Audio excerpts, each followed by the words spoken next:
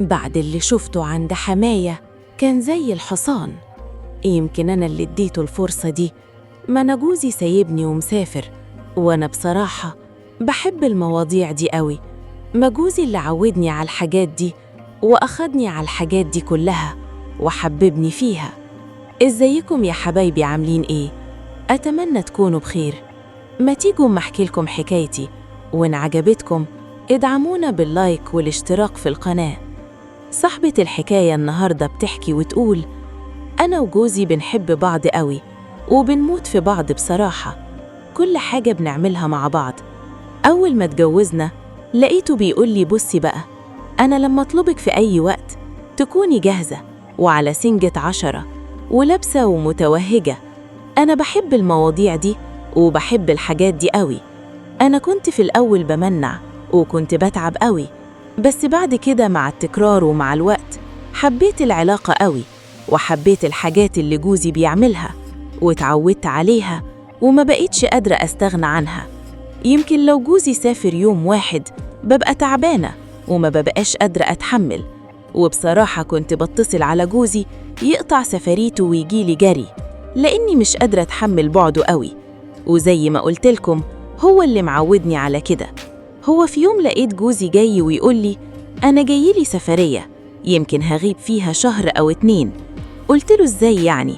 وإنت عارف إن أنا مقدرش أستغنى عنك، وإنت عارف لو إنت بعدت عني يوم واحد أنا هيجرالي إيه، وإنك معودني على إيه ومخليني متعودة عليه ومش قادرة أستغنى عنها، وإنتوا فاهمين يعني. لقيته بيقول لي: ما تخافيش، أنا مش هغيب عنك، وكمان أنا مسافر غصب عنك علشان نحوش قروش وأفتح مشروع وأستقر هنا، وإنتي عارفة إن أنا كمان بحب الموضوع ده قوي، وكمان هتعب خالص وإنتي بعيد عني، بس هتحمل وجع لنفسي في السفرية دي علشان بعد كده نرتاح. هو بصراحة جوزي سافر وسابني، وأنا كل يوم أتصل عليه وأقول له: ما تغيبش عليا، أنا محتاجالك قوي. لقيته بيقول لي: معلش اتحملي واشغلي وقتك مع أبويا، انزلوا اقعدوا سوا، اتفرجوا على التلفزيون، اتكلموا مع بعض. قلت له: ازاي؟ أبوك طول النهار قاعد في الشقة وأنا كمان قاعدة في شقتي، هتعامل معاه ازاي؟ لقيت جوزي بيقول لي: انتي تنزلي تقعدي معاه يوم وهو يطلع لك يوم. وفعلا بدأت أنزل لحماية، أعمل له أكله وشربه وسيق له شقته وضببها، وأخلص شغل تحت واطلع شقتي. بس لقيت جوزي بيتصل عليا ويقول لي: انزلي اقعدي أغلب الوقت مع أبويا بيزهق إن هو بيقعد لوحده، وانتي كمان بدل ما تقعدي في الشقة فوق لوحدك انزلي سلي وقتك وقعدي مع أبويا. هو بصراحة سمعت كلام جوزي ونزلت، وأنا بصراحة كنت بتحرج قوي لأنه كان عبيان ولبسي كان ملفت، وأنا كنت بخزى قوي من حماية.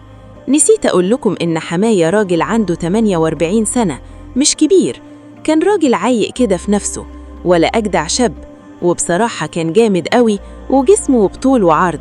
ولما نزلت أقعد معاه بدأ آخر فترة كده أحس إن هو بيتحرج مني ويخش الأوضة بتاعته ويقفل على نفسه طول ما أنا قاعدة معاه في الشقة، وأنا كمان أقعد محروجة منه وأقعد أتفرج على التلفزيون وهو قافل على نفسه.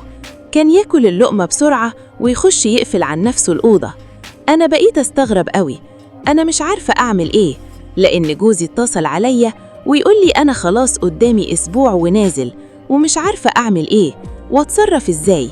هو جوزي موجود، يا ريت تنصحوني يا جماعة وتقولوا لي أعمل إيه وأتصرف إزاي في مشكلتي دي. يا ريت تقولوا لي رأيكم وبدون تجريح.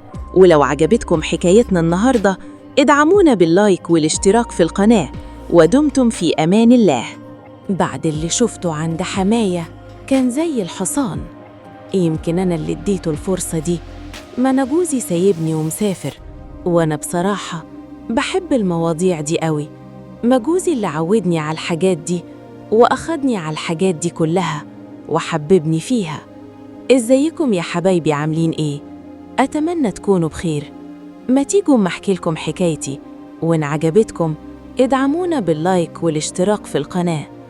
صاحبة الحكاية النهاردة بتحكي وتقول: